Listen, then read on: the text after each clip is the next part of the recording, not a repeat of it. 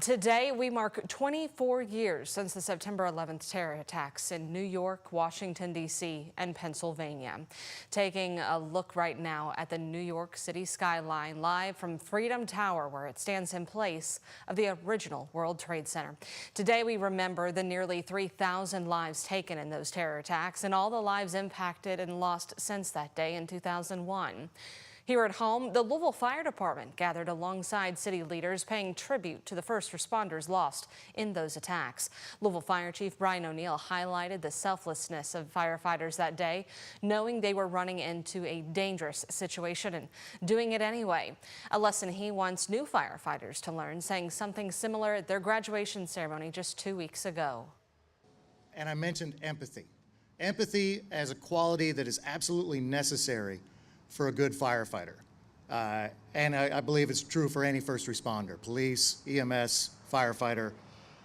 That was personified 24 years ago today on September 11th. The type of empathy required, that care for somebody else, to recognize the suffering in others and realize that you can do something to improve it and to run towards it. September 11th, 2001 is considered the deadliest day in the history of fire service.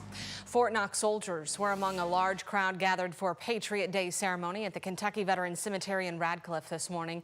The event featured a 21-gun salute along with a wreath-laying ceremony, words from Fort Knox leadership, and a tolling of the Fort Knox fire station bell.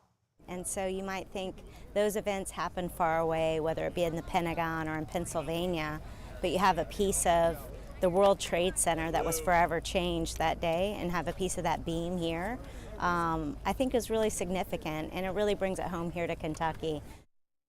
You can find several lasting tributes to 9/11 at Fort Knox, including a piece of I-beam from the World Trade Center and a fire truck that was damaged during those attacks. That's on display at the George Patton Museum. The post's largest building, the Lieutenant General Timothy J. Maude Complex, is named after the senior ranking officer killed at the Pentagon.